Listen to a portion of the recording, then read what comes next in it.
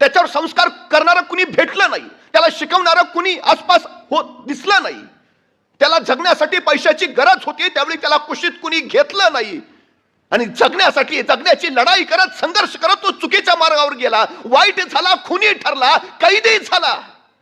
तो कैदी सांगतोय मला योग्य वेळी जर योग्य ते मार्गदर्शन संस्कार जे हवं ते मिळालं असतं तर माझा आज तुरुंगात कैदी म्हणून फोटो काढायची वेळ तुझ्यावर आली नसती. समरे साहेब, आपण किती मोठं काम करताय आपल्याला माहिती नाही. आपण फक्त मुलं शिक्षित करतात असं नव्हे, आपण समाज घडवत आहात. या मुलांच्या वाट्याला योग्य वेळी योग्य ते देत आहात. जी यातली मुलं कुणी कलेक्टर होईल, कुणी पोलीस प्रमुख होतील, कुणी तहसीलदार होतील, कुणी डॉक्टर होतील, कुणी इंजिनियर होतील, हे जसं आज आम्ही अभिमानानं सांगू शकतो. कदाचित ज्या भागामध्ये तुम्ही काम करत आहात त्या भागामध्ये जर जिजाऊ शैक्षणिक सामाजिक संस्था नसती तर कदाचित त्याच भागातली काही पोरं तुम्हाला तुरुंगात दिसली असती आणि ती सांगत असते जर आमच्या वाट्याला ही संस्था आली असती तर आज आम्ही असे घडले नसतो. समाजातलं हे सगळ्यात महत्वाचं कार्य आहे. सगळ्यात वेळ फार महत्वाची असते, फार महत्वाची. पण काही लोकांचा वेळ सरत नाही आणि काही लोकांना वेळ पुरत नाही. वेळ साठवता येत नाही, वेळ गोठवता येत नाही, वेळ वाचवता येत नाही, वेळ घड्याळ बंद करून थांबवताही येत नाही. तो त्याच्या गतीनं चालत राहतो. ज्याला वेळेचं मोल आणि महत्व कळालं, ज्यांनी क्षण पकडला, त्या क्षणाची ज्याला संधी करता आली, संधीचं ज्याला सोनं बनवता आलं, त्याला आयुष्य घडवता आलं, ही सगळ्यात मोठी वस्तुस्थिती आहे. आपल्या पोरांना पहिली गोष्ट जर समजावून सांगायची असेल तर त्याला त्याच्या आयुष्याचं मोल समजावून सांगा, त्याला त्याच्या आयुष्यातल्या प्रत्येक क्षणाचं वेळेचं महत्व समजावून सांगा. प्रत्येकाला सारखाच वेळ मिळतो असं नाही. निलेशजी समरेंनी प्रचंड मोठं वैभव उभा केलंय, हा मग करणारच, त्यांना दिवसाचे 48 तास मिळतात. आपण सामान्य माणसं, आपल्याला 24च तास असतात.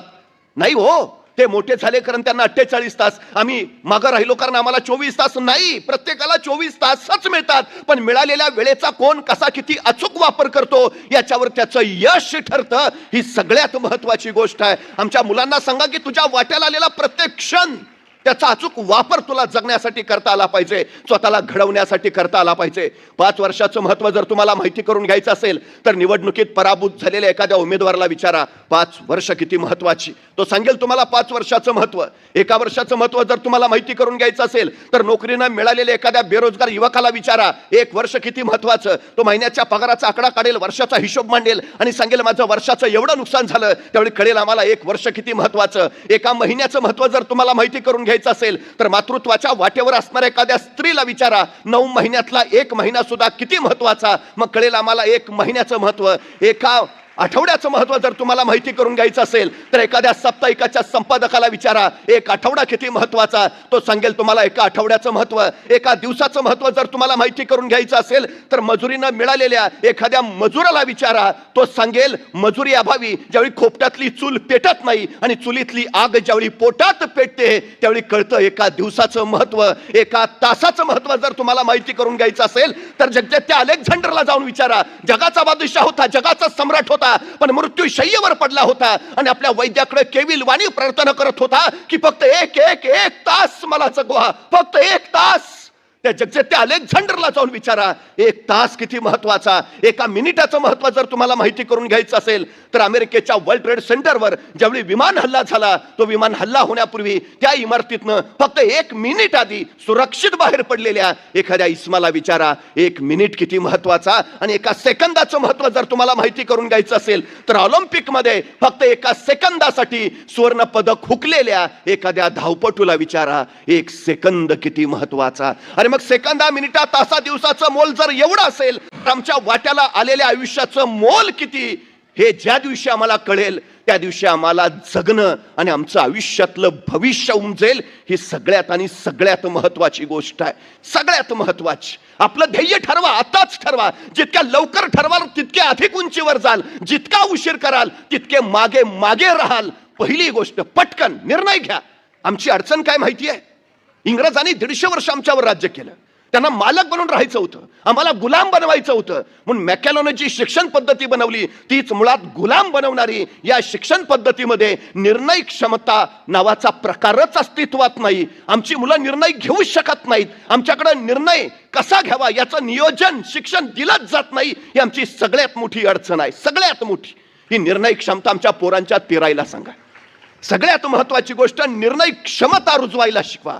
याचं कारण असं, जी माणसं पटकन निर्णय घेतात ती माणसं पटकन पुढे जातात. जी माणसं निर्णय घेण्यासाठी प्रचंड वेळ लावतात ती मागं राहतात. हा सगळ्यात मोठा वस्तुपाठ आहे. पोरांना सांगा, निर्णय का नाही घेत, तर निर्णय चुकला तर याची भीती प्रत्येकाच्या मनात असते. यश आणि आपण यांच्यामध्ये फक्त भीती उभा असते, दुसरं कुणीही उभा नसतं. हे पहिलं लक्षात ठेवा. आणि भीतीवर विजय मिळवायचा एकच मार्ग आहे, तिच्यावर सरळ आक्रमण करा. बचावाचा सर्वोत्तम पर्याय आक्रमण, बस. दुसरा प्रकारच अस्तित्वात नाही. कसली भीती आहे. बरं, ही अडचण सुद्धा हल्ली काय आहे माहिती आहे? आमची लोक निर्णय का घेत नाहीत? भीती, सतत भीती. ही भीती कुठून येते? ही आमच्या मनात ठसवली जाते. अजूनही मराठी माणसाला व्यापार जमत नाही, मराठी माणूस उद्योग करू शकत नाही, मराठी माणूस एकत्र येत नाही. ह्या संकल्पनाने जन्म घेतला कुठून? भीतीतून. कुठून आली ही भीती? ही निर्माण केली गेली जाणीवपूर्वक. आमच्या पोरांचं तसंच आहे. मला जमेल का, करेन का, होईल का? त्याला स्वतःवर विश्वास नाही का? कारण त्याच्या क्षमतांची त्याला ओळख नाही का? कारण त्याला काय करायचं हेच कळत नाही का? कारण त्याला स्वतःचा निर्णयच घेता येत नाही. त्याच्यातली सगळ्यात मोठी अडचण आहे. सगळ्यात. त्याला सांगा, तू निर्णय घे. चुकला काय होईल? अनुभव येईल, आणि बरोबर आला यश येईल. नुकसान कुठं काय आहे? सगळ्यात महत्वाची गोष्ट, यशस्वी कोण होतं? जे योग्य निर्णय घेतात ते नव्हे, तर घेतलेला निर्णय योग्यच होता हे जे सिद्ध करतात ते. होऊ दे काय व्हायचंय ते. भीतीवर सरळ आक्रमण करा. आणि आम्ही लक्षात घेतली पाहिजे कशी घडतात हो मुलं. आमच्या घरात एखादं लहान रांगणारं मूल असतं. आई स्वयंपाक करत असते, आईचं लक्ष नाही ते पाहतं, आणि ते रांगणारं पोर अंधाराच्या दिशेने झेपावतं. अचानक आईचं लक्ष जातं आणि आई तिथूनच ओरडते, ए नको जाऊ, अंधारात भाऊ असतो, नाही जायचं. ते पोर तिथंच थबकतं. आई परत स्वयंपाकाला लागते. आईचं लक्ष नाही बघून ते पोर परत अंधाराकडे झेपावतं. त्याला कुतूहल आहे. उजेडात काय आहे त्याला कळतंय, अंधारात काय आहे त्याचं कुतूहल आहे. ते झेपावतं. धाडस जन्मजात त्याच्यात आहेच. तुम्ही कधी बघा, मोठा माणूस ज्वाळा कधीच हातात धरणार नाही, पण लहान मुलं कुठलाही विचार न करता जाळ हातात धरतात. कारण धाडस नैसर्गिक आहेच त्याच्यात. आईचं ऐकून ते परत थबकतं. पण परत आई स्वयंपाकाला लागते आणि आईचं लक्ष नाही बघून ते रांगणारं पोर परत अंधाराकडे झेपावतं. मग मात्र आई पाहते, संतापते, उठते, त्या पोराला उचलते आणि लांब नेऊन ठेवते. सांगते, सांगितलं ना नाही जायचं, अंधारात भाऊ असतो, नाही जायचं. त्या मुलाच्या अर्धजागृत मनावर कायमचा संस्कार होतो, अंधारात भाऊ असतो. पट्ट्या पुढं 2 पोरांचा बाप झाला तरी अंधारात जात नाही. मला सांगा, एवढ्या संख्येनं तुम्ही बसलाय, कधी कुणी भाऊ बघितलाय का? मग नसलेला भाऊ का डोक्यात घेता? जो अस्तित्वातच नाही, जी भीती, जो प्रकारच नाही, ते कशाला डोक्यात रुजवता? गणित नाही अवघड आहे रे, कुणी सांगितलं तुला? करून तर बा. अंगावर यायला लागली तशी स्वामीजी भ्याले, वळाले आणि सरळ पळायला लागले. तोपर्यंत एक साधू काढला, ए थांब, पळतोस कुठं? सामोरं जा, त्यांना सामोरे जा. विवेकानंदांनी साधूंचं ऐकलं आणि ते सरळ वळले आणि माकडांच्या दिशेने दमदार पावलं टाकत निघाले. स्वामीजी आपल्याकडे येत आहे ते बघितलं आणि ती माकडं सरळ पळून गेली. स्वामी विवेकानंद सांगतात, संकटांना घाबरून जर तुम्ही पळून गेलात तर संकट तुमच्या मागं येत राहतील, पण संकटांना तुम्ही दमदारपणे सामोरं गेलात तर संकट तुमच्यापासून पळून जातील. ज्या गोष्टीची भीती वाटते ना, त्या गोष्टीवर सरळ आक्रमण करा. सगळ्यात महत्वाची गोष्ट आहे सरळ. कारण भीती गेल्याशिवाय तुम्ही विजय मिळवूच शकत नाही. ही पहिली महत्वाची गोष्ट आहे, सगळ्यात महत्वाची. मासाहेब जिजाऊंनी शिवरायांवर कसा संस्कार केला? 40,000 फौजनिशी अफजल खान चालून आलाय. तो अफजल खान ज्यांनी शहाजीराजांना कैद केलं, तो अफजल खान ज्यांनी मासाहेब जिजाऊंचे थोरले पुत्र संभाजीराजांना कनकगिरीच्या वेड्यात ठार मारलं, तोच अफजल खान आता भोसले कुलवंशामध्ये एकुलत्या एक राहिलेल्या शिवरायांवर चालून आला. काय अवस्था असेल काहीच, एकुलता एक पोर, आणि त्यालाही मारायला हा अफजल खान येतोय. काय म्हटल्या मासाहेब त्यावेळी महाराजांना, राजे एवढी वेळ दुसऱ्या कुणाला पाठवलं तर नाही का जमायचं? नाही, एकुलते एक तुम्ही, तुमचंच काही बरं वाईट झालं तर म्हातारपणी आम्ही कुणाच्या तोंडाकडे बघावं? काय म्हटलं महाराज मासाहेब, जाऊ नको नको दुसरं काय काय? ज्यावेळी राजे आशीर्वाद घ्यायला आले त्यावेळी मासाहेब म्हणाल्या, राजे त्या खानाचा हिसाब चुकता करा, आम्हाला खान हवाय राजे, जिवंत वा मेलेला.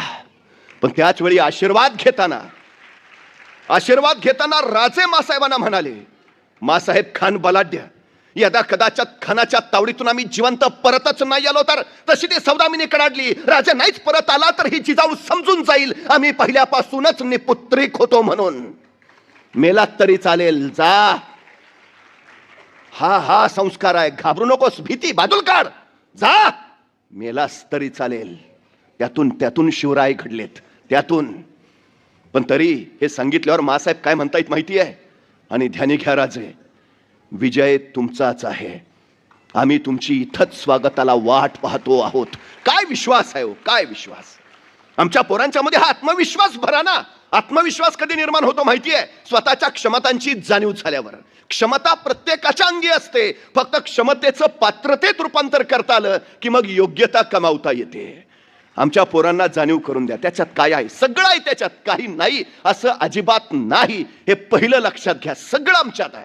एक गोष्ट तुम्ही वारंवार ऐकली असेल, हत्तीचं पिलू. माहूत त्याला लोखंडी साखळदंडाने बांधून ठेवतो. हे हत्तीचं पिलू सुटायचा प्रयत्न करतं, निसटायची कोशिश करतं, सगळी शक्ती लावतं, थकतं, दमतं, पण लोखंडी साखळदंड त्याला तोडता येत नाही. शेवटी ते थकून म्हणतं, साखळदंड तोडणं शक्यच नाही, आपण इथून निसटूच शकत नाही. तेच हत्तीचं पिलू पुढं बलाढ्य होतं, अफाट ताकदीचं होतं, मोठमोठाले वृक्ष स्वतःच्या सोंड्यानं उन्मळून टाकतं. पण या बलाढ्य हत्तीला माहूत कधीच साखळदंडाने बांधून ठेवत नाही. तुम्ही कधीही मोठा हत्ती बघा, त्याच्या पायात साखळी फक्त सोडलेली असते, बांधलेली नसते. कुणीतरी माहूताला विचारतो, एवढा बलाढ्य हत्ती तुम्ही त्याला बांधून ठेवत नाही? तसा माहूत म्हणतो, मी त्याला बांधायची गरजच नाही, कारण हत्तीनं स्वतःला बांधून घेतलंय, आपण इथून निसटू शकत नाही. आमच्या पोरांचं होतं काय माहिती आहे? या जगात तुम्हाला बाहेरून कुणी बंधनं घालू शकत नाही, या जगात तुम्हाला बाहेरून कुणी मर्यादा घालू शकत नाही, या जगात बाहेरून तुम्हाला दुसरा कुणीही पराभूत करू शकत नाही. या जगात फक्त तुम्हीच तुम्हाला पराभूत करू शकता, हे पहिलं लक्षात ठेवा. या जगात दुसरं कुणीही तुम्हाला विजयी करू शकत नाही, या जगात फक्त तुम्हीच तुम्हाला विजयी करू शकता, हे लक्षात ठेवा. बंधनं नका घालू, मर्यादा घालूच नका. आपण हवं ते करू शकतो, हवं तसं करू शकतो, हवं ते घडवू शकतो. हा विश्वास एकदा उरात येऊ द्या. सगळ्यात महत्वाचं आहे ते सुरुवात करा. जे काही करायचंय सुरुवात करा. रिंगाळत बसायचं नाही, पटकन निर्णय घ्यायचा आणि कामाला लागायचं. तुम्ही चंद्रयान मोहिमेबद्दल ऐकलंय, मला एका प्रश्नाचं उत्तर द्या. चंद्रावर पहिलं पाऊल कुणी ठेवलं? नील आर्मस्ट्रॉंग. पण खरंच नील आर्मस्ट्रॉंगच चंद्रावर पहिलं पाऊल ठेवणार होता का? याचं उत्तर आहे नाही. चंद्रावर पाऊल ठेवणार होता एडविन सी अल्डारिन. तो अपोलो यानाचा प्रमुख पायलट होता, तो अमेरिकेचा वैमानिक होता, स्पेस वॉकिंगचा त्याला अनुभव होता. तर नील आर्मस्ट्रॉंग त्याचा सहाय्यक पायलट, तो अमेरिकेचा नौसैनिक होता, त्याला स्पेस वॉकिंगचा अनुभव नव्हता, तो सहाय्यक म्हणून एडविन सी अल्डारिनच्या सोबत दिला होता. हे अपोलो यान ज्यावेळी चंद्रावर उतरलं त्यावेळी नासाच्या स्पेस सेंटरवरनं पहिला संदेश आला, पायलट फर्स्ट. आणि एडविन सी अल्डारिन पुढे झाला आणि चंद्रावर पाय ठेवणार तोच त्याच्या मनात विचारांचा गोंधळ सुरू झाला. मी चंद्रावर पाय ठेवला आणि मी तिथल्या गुरुत्वाकर्षणानं जळूनच गेलो तर? मी चंद्रावर पाय ठेवला आणि त्या वातावरणात मी भरकटलोच तर? मी चंद्रावर पाय ठेवला आणि मी कुठेतरी ओढलाच गेलो तर? तो त्या विचारातच होता. तोपर्यंत नासाच्या स्पेस सेंटरवरनं दुसरा संदेश आला, को पायलट नेक्स्ट. आणि नील आर्मस्ट्रॉंग पुढे झाला आणि कसलाही विचार न करता त्यांनी चंद्रावर पाय ठेवला आणि चंद्रावर पाय ठेवणारा पहिला मानव म्हणून नील आर्मस्ट्रॉंग अजरामर झाला. एडविन सी अल्डारिन मध्ये सगळ्या क्षमता होत्या, सगळी कौशल्य होती, सगळं सामर्थ्य होतं, त्याचा सगळा अभ्यास होता, पण फक्त तो योग्य वेळी निर्णय घेऊ शकला नाही आणि म्हणून तो मागं राहिला आणि पटकन निर्णय घेतला म्हणून नील आर्मस्ट्रॉंग अजरामर झाला. सगळ्यात महत्वाची गोष्ट, उरात आत्मविश्वास असेल तर पोरं रेंगाळत नाहीत, पटकन निर्णय घेतात आणि कामाला लागतात. पटकन निर्णय घ्यायला शिकवा, सगळ्यात महत्वाची गोष्ट आहे ती. आणि एकदा निर्णय घेतला की सुरुवात करा, मग मागं पुढे बघायची गरज नाही, सरळ सुरुवात. काही लोक निर्णय घेतात पण सुरुवातच करत नाहीत. सगळ्यात मोठी आमची अडचण आहे ती ही आहे, सगळ्यात मोठी. तुम्हाला माहिती आहे, जो पहिलं पाऊल उचलतो तोच पोचतो. 1000 मैलाचा प्रवास एका पावलानेच सुरू होतो.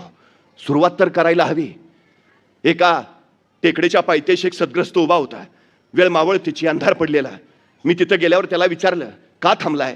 तो म्हटला, नाही, डोंगरावर जायचं आहे. म्हटलं, जा ना. मग नाही, अंधार आहे ना.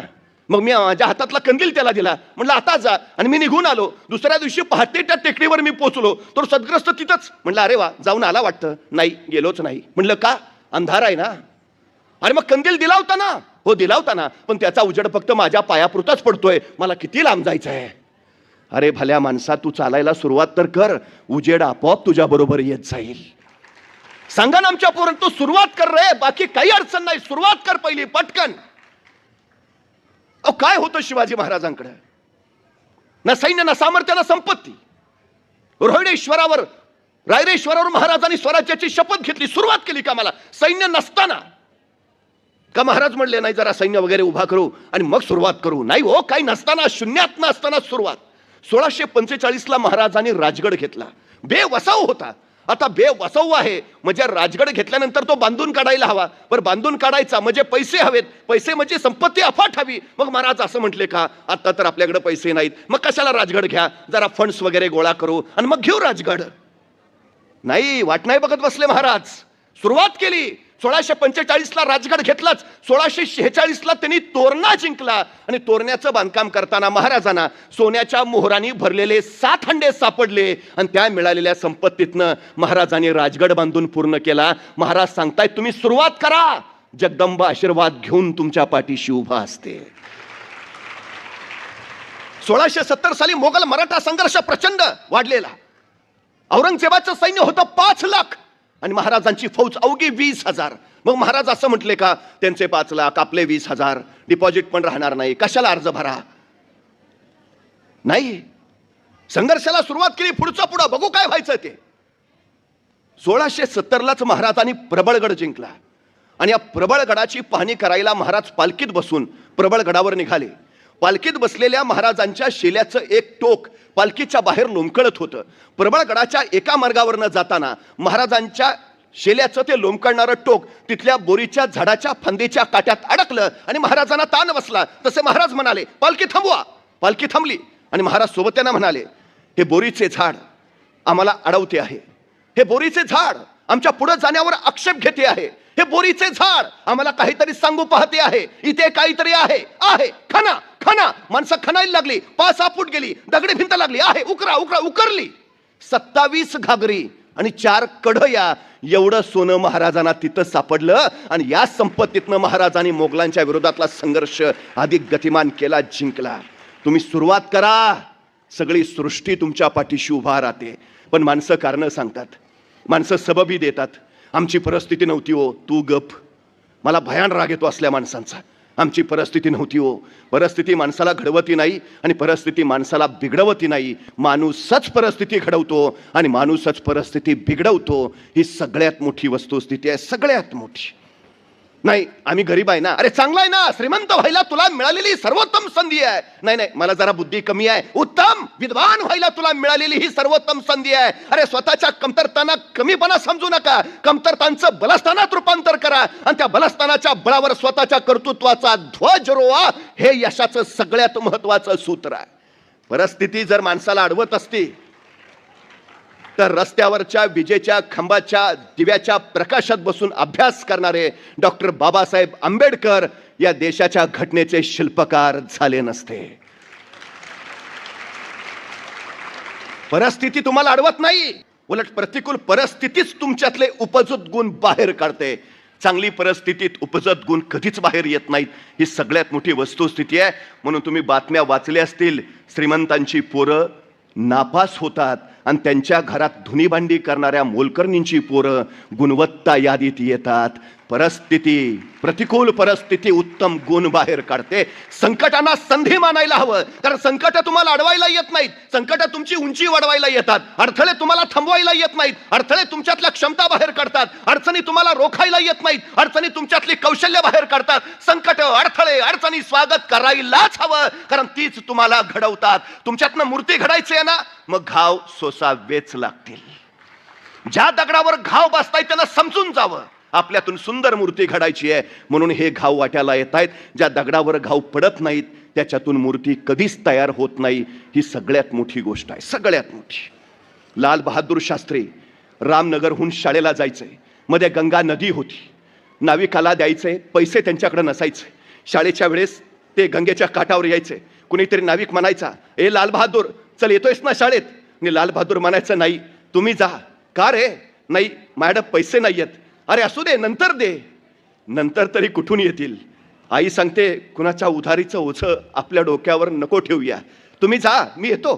ती नौका गेली की लाल बहादूर शास्त्री आपल्या अंगावरचे कपडे काढायचे, त्या कपड्यात वह्या पुस्तकं गुंडाळायचे आणि तीच वह्या पुस्तकं कपड्यांसहित डोक्याला मुंडासं म्हणून बांधायचे आणि सरळ गंगे नदीत उडी घ्यायचे आणि पोहत पोहत पलीकडे जायचे. काठावर उतरायचे, कपडे अंगावर परिधान करायचे, पुस्तकं हातात घ्यायचे आणि वर्गात जाऊन बसायचे. परिस्थितीशी लढत संघर्ष करत तेच लाल बहादूर शास्त्री या देशाचे पंतप्रधान झाले. हे आम्ही लक्षात ठेवायला हवं. एपीजे अब्दुल कलाम रामेश्वरमला वृत्तपत्र वाटायचं काम करायचे, पेपर वाटायचे. पेपर वाटणारे ते एपीजे अब्दुल कलाम या देशाचे राष्ट्रपती झाले. रिहा बुलोज नावाची 11 वर्षाची फिलिपाईन्स मधली मुलगी प्रचंड वेगात धावायची. तिच्या शाळेच्या धावण्याच्या स्पर्धेमध्ये ही रिहा पहिली आली आणि तिची राष्ट्रीय धावण्याच्या स्पर्धेसाठी निवड झाली.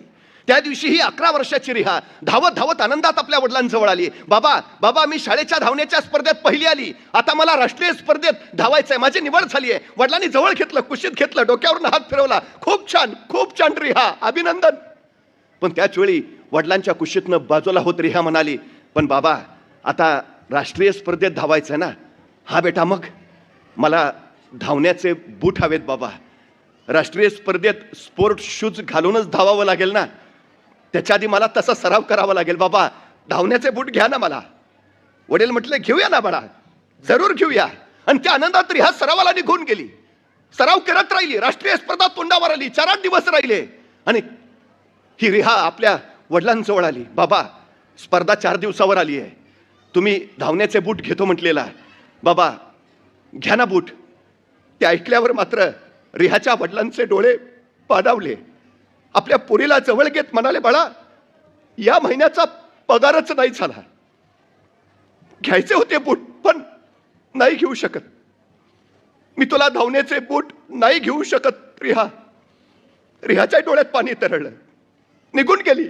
पण ती असं म्हटली नाही, आता मला बूट नाहीत ना मग मी धावणारच नाही. ती जिद्दीनं परत पळायला लागली, धावायला लागली, सराव करत राहिली. राष्ट्रीय स्पर्धा उजाडली. ही रिहा बुलोज त्या स्पर्धेत सहभागी झाली. बाकीचे सगळे स्पर्धक स्पोर्टचे कपडे घातलेले, पायात स्पोर्ट्सचे शूज घातलेले, पळायला सज्ज. आणि ही रिहा अनवाणी पायानं उभी. एक वार तिनं आपल्या पायांकडे बघितलं, इतर स्पर्धकांचे पाय, तिलाच कसं तरी झालं. सगळे स्पोर्ट शूज घालून आणि मी अनवाणी पायाने. काय वाटलं कुणास ठाऊक, ते रिहा सरदिशी बाजूला झाली आणि जखमेवर बांधायच्या बँडेजच्या पट्ट्या तिनं स्वतःच्या पायावर बुटासारख्या बांधल्या आणि त्याच्यावर लिहिलं NIKE. जणू काही नायकेचेच बूट तिनं घातलेत आणि जखमेच्या बांधायच्या बँडेजच्या पट्ट्या पायाला गुंडाळून ही रिहा बुलोज धावण्याच्या स्पर्धेत उभा राहिली. स्पर्धा सुरू झाली आणि वाऱ्यासारखी तीरासारखी भयान वेगाने रिहा पळत राहिली. तिला फक्त ध्येय दिसत होतं, आपल्याला जिंकायचंय. बस 100 मीटर, 200 मीटर, 400 मीटर, 1000 मीटरच्या शर्यती या रिहा बुलोजनं जिंकल्या. 4 सुवर्ण पदक तिनं कमावली.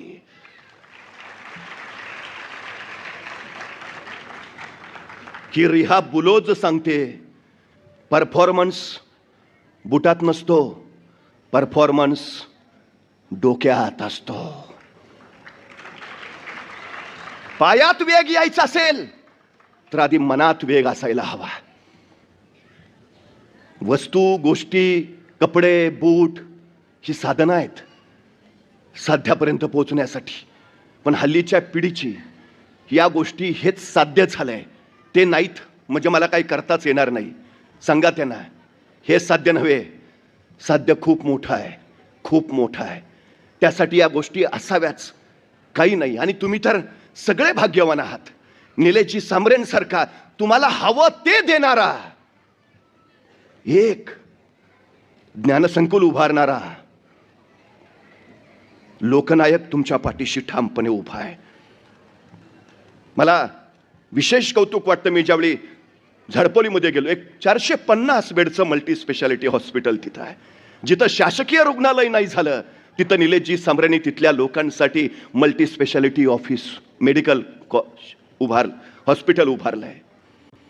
मुलं शिकावीत, मुलं पुढे जावीत, परिस्थिती त्यांना आडवी येऊ नये यासाठी 10 CBSEच्या शाळा, तब्बल 45 ग्रंथालय, वाचनालय, MPSC UPSCची स्पर्धा परीक्षाची तयारी करणारी अनेक ठिकाणं त्यांनी निर्माण केली. मला वाटतं आज आपण 9 अभ्यासिकांचं आणि स्पर्धा परीक्षांच्या केंद्राचं उद्घाटन करणार आहोत. हे सगळं आहे. आता काळ आता नाही की आता आमच्याकडं काही नाही, सगळं उपलब्ध करून देणारी माणसं जर आपल्या सोबत असतील तर आपल्याला पळायला आता अडचण काय आहे, हा सगळ्यात महत्वाचा विषय. सगळ्या गोष्टी तुमच्याकडे आहेत, सगळ्या गोष्टी आहेत, फक्त करायला हव्यात. एक गोष्ट लक्षात ठेवा, यशाला शॉर्टकट नसतो, मेहनतीला पर्याय नाहीच आहे, अजिबात नाही. कष्ट करावेच लागतील. तुमच्या यशाच्या वृक्षाची उंची किती वाढावी हे त्या वृक्षावर कधीच अवलंबून नसतं, तर त्या वृक्षाच्या मुळाशी तुम्ही किती घाम गाळता यावर ठरतं वृक्ष किती उंचीवर जाणार आहे ते. तुमचे कष्ट, तुमची मेहनत तुमच्या यशाची उंची वाढवत असते. जितके अधिक कष्ट करता येतील, जितकी मेहनत करता येतील तितकी करा, तरच तुम्ही शिखरावर पोहोचू शकता. हे सगळ्यात आणि सगळ्यात महत्वाचं आहे. सगळ्यात. वर्गात गुरुजी वह्या तपासत होते. एका मुलाजवळ आले, कुठं आहे रे वही? आणि तो मुलगा म्हणाला, गुरुजी विसरली. गुरुजी संतापले, हात पुढं कर. त्या मुलानं हात पुढं केला आणि छडी मारणार त्याच वेळी गुरुजी त्याच्या हाताकडे बघत म्हणाले, तुला मारून तरी काय उपयोग आहे, तुझ्या हातावर विद्येची रेषाच नाही. त्या मुलाला क्षणभर वाईट वाटलं. विद्येची रेषा नाही? त्यानं गुरुजींना विचारलं, गुरुजी विद्येची रेषा कुठं असते? गुरुजींनी सांगितलं, इथं हातावर विद्येची रेषा असते. ज्याच्या हातावर विद्येची रेषा ती मुलं शिकतात, मोठी होतात. तुझ्या हातावर विद्येची रेषाच नाही, तू काय होणार, तुला मारून तरी काय उपयोग आहे? त्या पोरला काय वाटलं कुणास ठाऊक, ते ताडकन वर्गाबाहेर गेलं. 5 मिनिटांनी परत आलं, त्यावेळी त्याचा सगळा हात रक्ताळलेला होता. गुरुजींनी विचारलं, काय केलंस? आणि तो पोरगा म्हणाला, गुरुजी त्या विधात्यानं जी माझ्या हातावर विद्येची रेष काढली नाही ती बाहेर जाऊन मी चाकून काढून आलोय. आता मला कोण विद्या घेण्यापासून रोखतंय ती मला बघायचं आहे. हे जिद्दी पोरग शिकलं, तेच पुढं व्याकरणाचार्य पाणिनी म्हणून प्रसिद्धीस आलं. तुम्ही ठरवायला हवं, उरात फक्त जिद्द हवी. करायचं आहे, बनायचं आहे, बस तुम्ही बनूच शकता, बाकी काही अडचण नाही. तुम्हाला अडवणारं कुणी नाहीच आहे. सगळ्यात महत्वाचं, तुमचे कष्ट तुम्हाला विजयी करतातच, पण त्याच्यापेक्षा एक सगळ्यात महत्वाचा प्रभावी गुण जर तुमच्यात असेल तर तुम्ही हवं ते करू शकता. त्या गुणाचं नाव आहे चिकाटी, चिवटपणा. तुम्हाला वाटतं ना तुमची परिस्थिती नाही नसू द्या, तुमच्यात प्रतिभा नाही नसू द्या, तुमच्यात बुद्धिमत्ता नाही नसू द्या, तुमच्यात सामर्थ्य नाही नसू द्या, सगळं बाजूला सारा, फक्त एक गुण आत्मसात करा ज्याचं नाव आहे चिकाटी, चिवटपणा. बस सततचा सातत्यपणा तुमच्यात चिकाटी निर्माण करतो आणि ही चिकाटी तुम्हाला इतकं चिवट बनवतो की जोपर्यंत ध्येयापर्यंत पोहोचत नाही तुम्ही माघार घेत नाही. सगळ्यात महत्वाचं आहे ते. हे सगळ्यात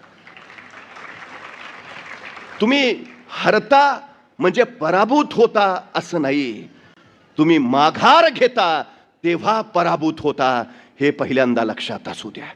तुम्ही किती वेळा पडता अजिबात महत्व नाही, तुम्ही उठून किती वेळा उभा राहता हे सगळ्यात आणि सगळ्यात महत्वाचं आहे. चर्चिलनी त्याच्या यशाचं सूत्र एकच सांगितलं, माघार घ्यायची नाही, माघार नाही. कोलंबस भूमीचा शोध घ्यायला निघाला, वादळ, लाटा, समुद्र खवळलेला. सोबती म्हणाली, माघारी चला, माघारी चला. आणि कोलंबस कडाडला, जोपर्यंत भूमीवर पाय ठेवत नाही माघार नाही. त्यांनी अमेरिकेचा शोध लावला, भूमीवर पाय ठेवला आणि मग माघारी आला. तो कोलंबस सांगतो, माझ्या यशाचं एकच रहस्य आहे, माघार घ्यायची नाही, अजिबात नाही. कसलीही वादळ, कसलीही संकट, काहीही होऊ दे, माघार घ्यायची नाही. सगळ्यात महत्वाचं.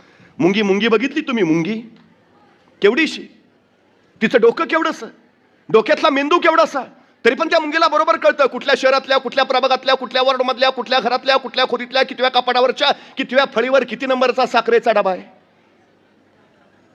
सांगावं लागतो रस्ता. मुंगी कणभर असते, महिनाभरात मनभर साखर खाऊन फस्त करते. तिला फक्त तिचं ध्येय दिसतं, फक्त ध्येय दिसतं, दुसरं काही नाही. एवढीशी मुंगी जर आपलं ध्येय गाठत असेल, आपल्याला अडचण काय आहे? तुम्हाला माहिती आहे, मुंग्या दृष्टीहीन असतात, मुंग्यांना डोळे नसतात, पण तरीही मुंग्यांची रांग चुकलेली तुम्हाला कधी दिसणार नाही. तुम्हाला यशस्वी व्हायचं आहे ना आयुष्यात, सगळ्यात महत्वाची गोष्ट आहे शिस्त. जे ठरवलंय त्यानुसारच चालायला हवं. भान राखून योजना आखाव्यात आणि बेभान होऊन त्या अंमलात आणाव्यात, हे यशाचं सूत्र. सगळ्यात महत्वाचं, मुंगी शिस्त मोडतच नाही. अपार कष्ट, सतत कष्ट.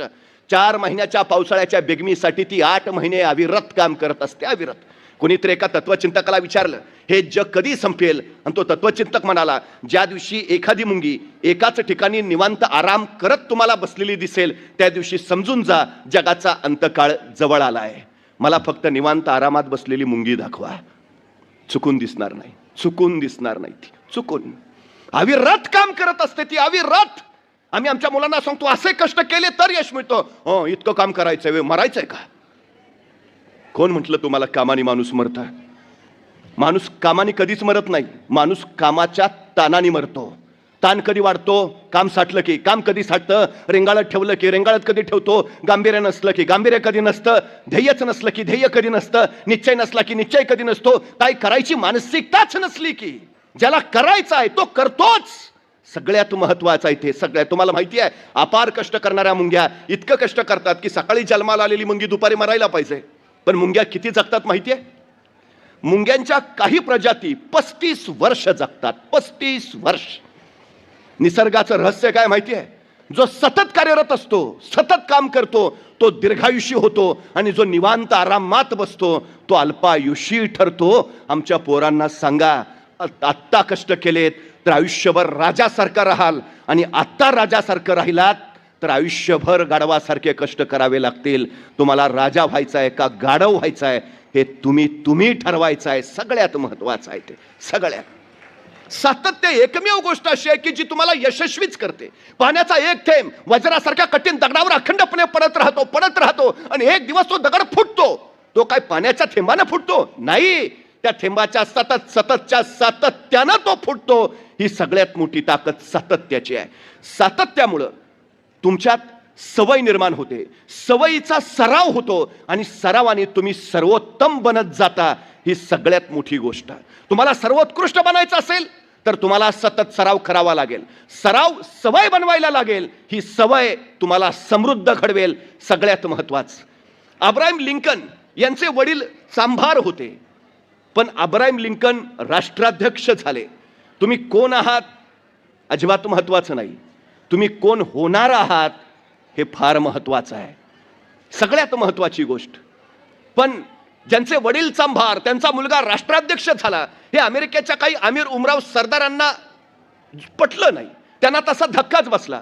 राष्ट्राध्यक्ष म्हणून अब्राहम लिंकन यांचं पहिलं भाषण सभागृहामध्ये होतं. अब्राहम लिंकन भाषणासाठी आले, आणि त्याच वेळी त्यांचं राष्ट्राध्यक्ष होणं खटकलेला एक आमिर अब्राहम लिंकनना म्हणाला, अब्राहम लिंकन, तुम्ही राष्ट्राध्यक्ष झाला असाल, पण तुमचे वडील एक चांभार होते, हे तुम्ही विसरू नका. सगळ्या सभागृहाला वाटलं की अब्राहम लिंकनचा कोण अपमान झाला, आता काय अब्राहम लिंकन बोलतायत, असा अपमान. पण आपल्या डोळ्यात आलेलं पाणी पुसत अब्राहम लिंकन भाषणाला उभा राहिले, आणि त्या अमीर उमरावाला म्हणाले, बरं झालं, माझ्या राष्ट्राध्यक्ष पदाच्या पहिल्याच दिवशी तुम्ही मला माझ्या वडिलांची आठवण करून दिलीत. आज मी जो काही आहे तो माझ्या वडिलांमुळे आहे. मला मान्य आहे, माझे वडील चांभार होते. तुमच्या पायातले सगळ्यांचे बूट माझ्या वडिलांनीच शिवलेली आहेत, हेही मला माहिती आहे. पण मला अभिमान याचा आहे की या देशाची सत्ता राबवणाऱ्या सगळ्या आम्ही उमरावांना माझ्याच वडिलांच्या हातचे बूट लागतात. इतके माझे सर्वोत्कृष्ट काम करतात. ही माझ्या दृष्टीनं सगळ्यात मोठी अभिमानाची गोष्ट आहे. माझे वडील मला कायम सांगतात, तू झाडूवाला बन, पण झाडू असा मार की जगात सांगितलं पाहिजे, झाडू मारावा तर याच्यासारखा मारावा. काय जे बनायचे ते बन, पण सर्वोत्तम, सर्वोत्कृष्ट. या जगात तुला तुलना होणारच नाही असा सर्वोत्तम हो बस.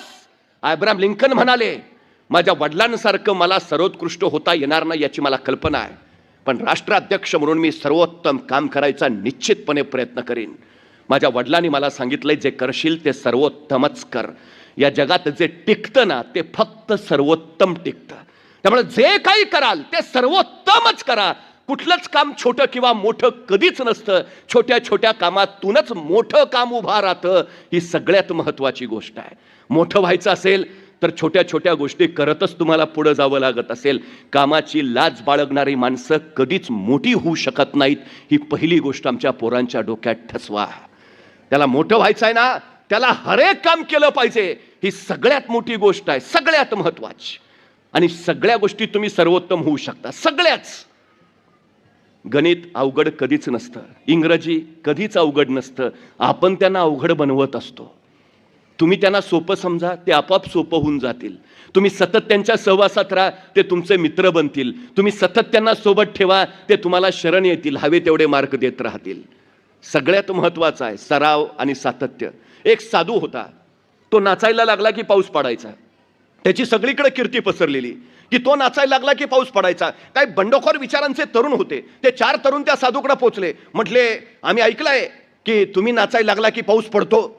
साधू म्हटले, हो खरं आहे ते, पण तुम्ही नाचल्यावर जर पाऊस पडत असेल तर आम्ही नाचल्यावर सुद्धा पाऊस पडला पाहिजे.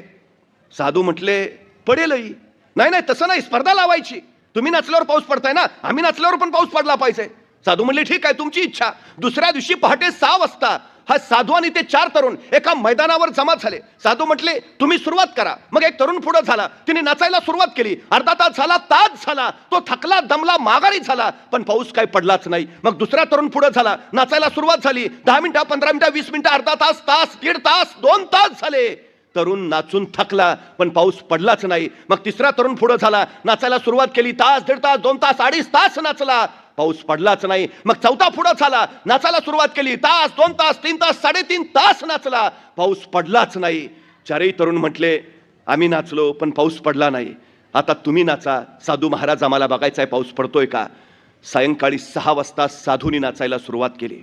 ते नाचत राहिले, नाचत राहिले. तास झाला, 2 तास झाले, 3 तास झाले, 4 तास झाले, 5 तास झाले. आता पहाटेचं झुंजू मुंजू व्हायची वेळ झाली. आता पहाट होणार, उजाडणार, पण साधू नाचतच राहिले. बघता बघता दिवस उजाडला, साधू नाचतातच आहेत. आणि अचानक आभाळ भरून आलं आणि रप रप रप रप पाऊस पडायला सुरुवात झाली. पाऊस पडायला सुरुवात झाली तेव्हा साधू नाचायचे थांबले. ते 4 तरुण साधून जवळ गेले, म्हटले, आम्ही नाचलो त्यावेळी पाऊस पडला नाही आणि तुम्ही नाचला, कसा पाऊस पडला.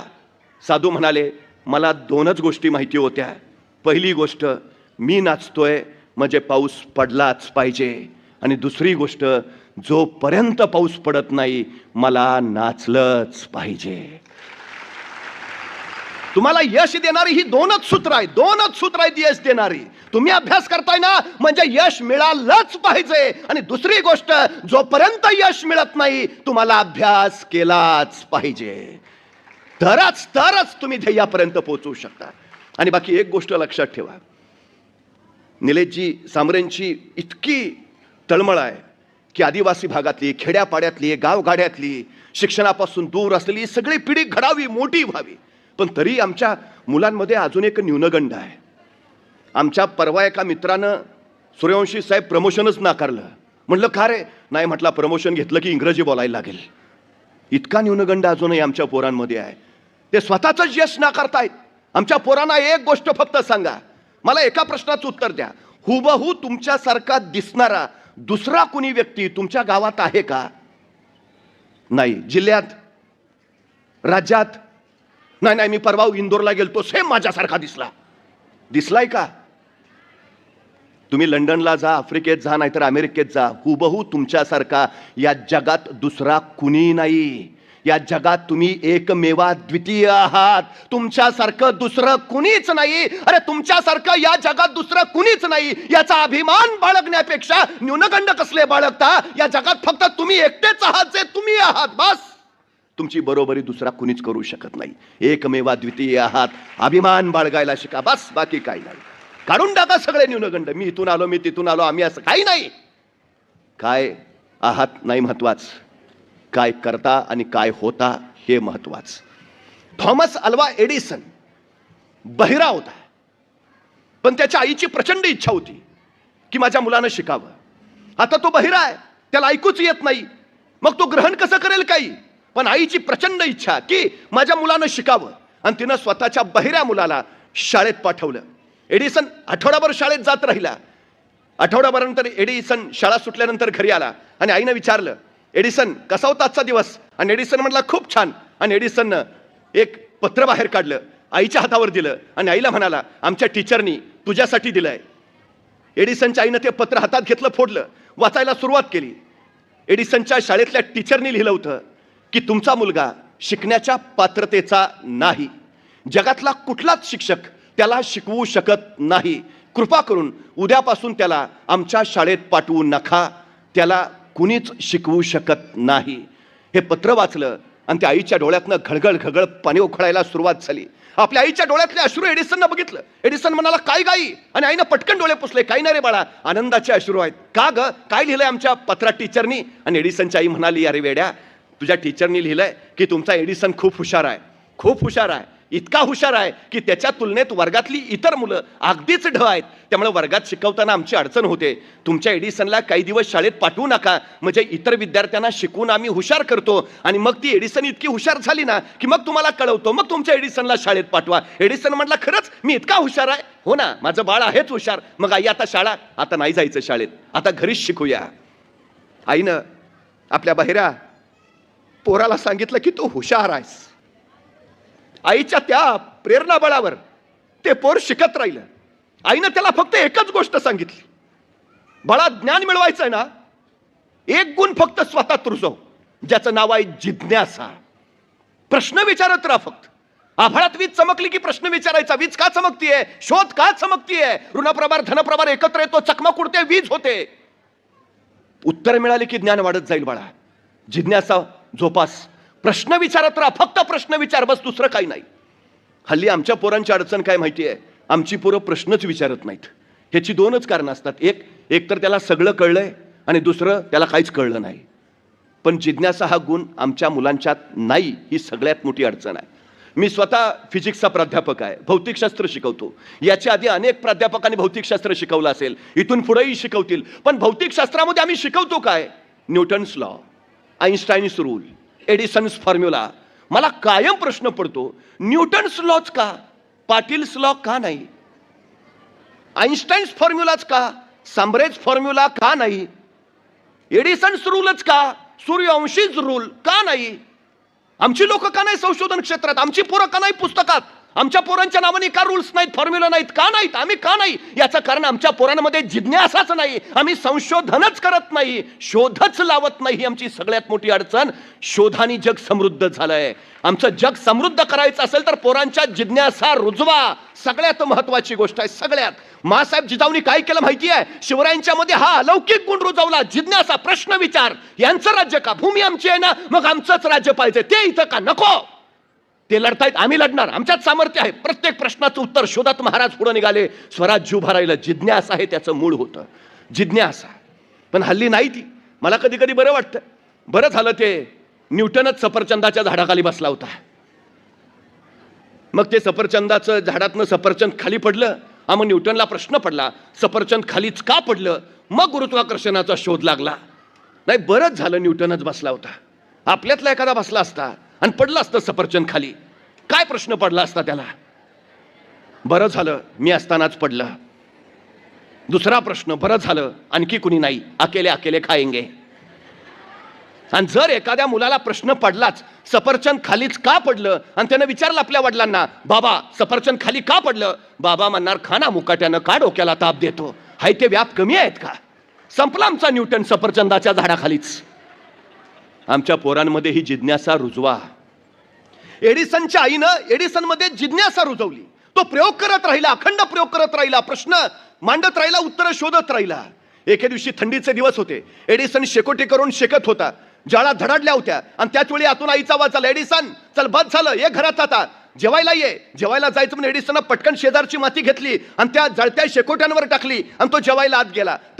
दीड तासांनी जेवून बाहेर आला. आता एडिसनला वाटलं होतं की त्या जळांवर आपण माती टाकली आहे, त्यामुळे आता शेकोटी विझली असेल. पण बाहेर येऊन त्यानं पाहिलं तेव्हा त्याच्या लक्षात आलं की लाकडं ज्वाळेच्या रूपात जळत नव्हती, पण त्या लाकडांचे आता निखारे झाले होते. ते निखारे फुलत होते आणि त्या फुलत्या निखाऱ्यांचा प्रकाश अवतीभोवती पसरला होता आणि सगळा परिसर केशरी झाला होता. त्या एडिसनला प्रश्न पडला, मगाशी तर लाकडं धडाधड जळत होती, आता लाकडं ज्वाळाच्या रूपात का जळत नाहीत? माती टाकल्यावर लाकडं विझली का नाहीत? त्यांचे निखारे का होत आहेत? ती फुलतायत का? शोध घेतल्यावर एडिसनला कळालं, जोपर्यंत लाकडांना ऑक्सिजन अखंड पोचत होता तोपर्यंत लाकडं ज्वाळेच्या रूपात जळत होती.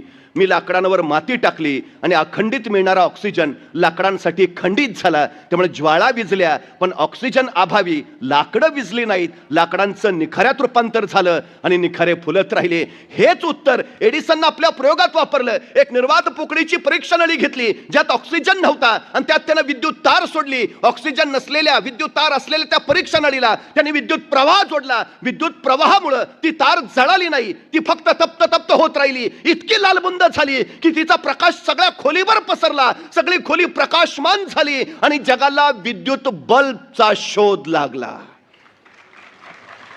अपंगत्व असलेल्या एडिसननं जगाचं अपंगत्व दूर केलं, त्यांनी जग प्रकाशमान केलं. या बहिऱ्या एडिसननं तब्बल 10,000 शोध लावले आणि ही सृष्टी समृद्ध केली.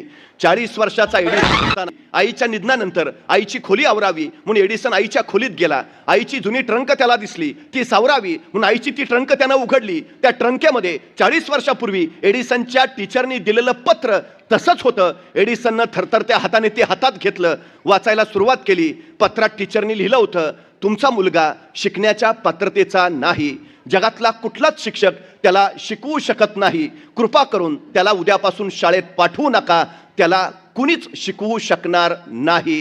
हे पत्र वाचत वाचत एडिसनच्या डोळ्यातनं खळ खळ खळ अश्रू खळायला लागले आणि ते पत्र आपल्या हृदयाशी घट्ट कुरवाळत तो म्हणाला, आई, या जगात मला कुणी शिकवू शकणार नव्हतं, मी शिकण्याच्या पात्रतेचा नव्हतो, पण माझ्या सगळ्या कमतरतांवर पांघरून घालून तू मला सतत सांगत राहिलीस, तू हुशार आहेस एडिसन, तू हुशार आहेस.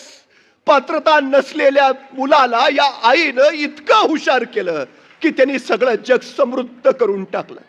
आई मुलाची पहिली शाळा असते आणि शाळा मुलाची दुसरी आई असते. या दोन आईंच्या कुशीत मूल शिकत असतं. आपल्या मुलांच्या चुका काढण्यापेक्षा त्यांचं कौतुक करायची संधी शोधत चला, म्हणजे पोरं इतिहास घडवतील. हा एका आईनं मांडलेला सिद्धांत आहे. त्या आईचं नाव होतं राष्ट्रमाता राजमाता जिजाऊ माँसाहेब, की ज्यांनी इथल्या रानावनातल्या डोंगर दऱ्यातल्या शेतकऱ्यांच्या पोरांमध्ये स्फुल्लिंग चेतवलं, तुम्ही तुमचं राज्य घडवू शकता. आणि ही पोरं ताडकन उभा राहिली, रुमणं बाजूला टाकून हातात तलवारी घेत पोलादी मनगटाने दिल्लीच्या तख्ताला धडका मारत राहिली. अटकेपर्यंत मराठे पोचले. चहो बाजूला शौर्याचा वनवा वनवा उसळला. लोककल्याणकारी राज्य उभा राहिलं. जगाच्या पाठीवर राज्याभिषेक सोहळा फक्त छत्रपती शिवाजी महाराजांचाच साजरा केला जातो.